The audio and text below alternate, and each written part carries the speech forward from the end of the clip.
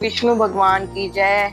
नारद जी कहने लगे कि हे राजा पृथु, कार्तिक कृष्ण त्रयोदशी से शुक्ल द्वितीय का यमराज को प्रसन्न करने के लिए दीपक जलाना चाहिए।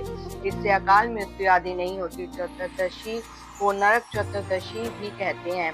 उस दिन तिल का तेल, अपरमार्ग और दरवा आदि लगाकर स्नान करना चाहिए। स्नान के पहले दक्षिण की ओर से मुख करके सवय होकर जल में तिल मिलावे। 3-3 अंजलि से यमाम धर्मराज्य मृतवे अंत काले काले सर्वभूताक्षाय चित्रगुप्ताय इन मंत्रों द्वारा यमराज का तर्पण करे।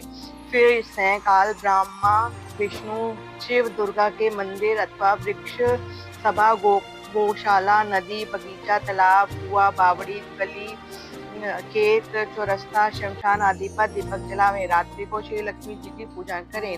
यदि कोई शस्त्र से मारा गया हो तो चौदशी को उसके निमित्त भी दीप दान करें। इससे अक्षय फल प्राप्त होता है। फिर कन्या ब्रह्मचारी तथा तपस्विनी को भोजन करावें। इससे यमपुरी को ना जाकर शिव लोक की प्राप्ति होती है। इसी प्रकार अमावस्या को भी स्नान आदि करके पितरों का पूजन व श्रद्धा करके भोजन करावें।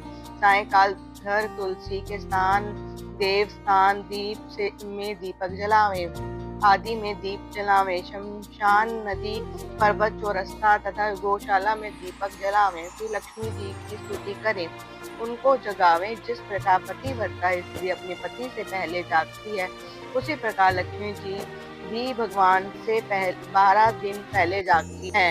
अमावस्या को दिन में बालक वृद्ध रोगियों को छोड़ अन्य कोई भी भोजन न करे। सायंकाल में लक्ष्मी जी का पूजन करके तब स्वयं भोजन करें। घर को फूल माला आदि से सजाकर रात्रि को सारे घर में दीप माला करें। घर के सभी स्त्री को नवीन वस्त्र धारण करें। समस्त स्त्री नित्य गतित हर्ष उल्लास से बितावें। रात्रि भर दीपक जलाना चाहिए।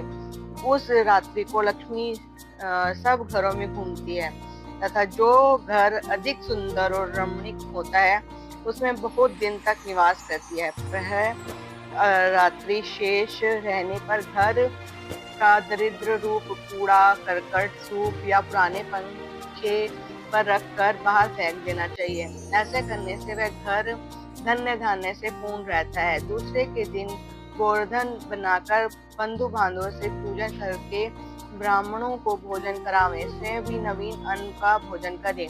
भगवान श्री कृष्ण ने इंद्र का मान मर्दन करके गोवर्धन पर्वत की पूजन इसी दिन की थी।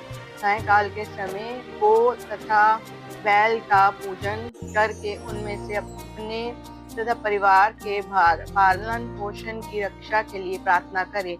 वाली और उसकी पत्नी विद्यावली की मूर्ति बनाकर सायंकाल के समय पूजन करके दान आदि क्रिया करने वाला परिवार सदा सुखी रहता है। 19वां अध्याय समाप्त।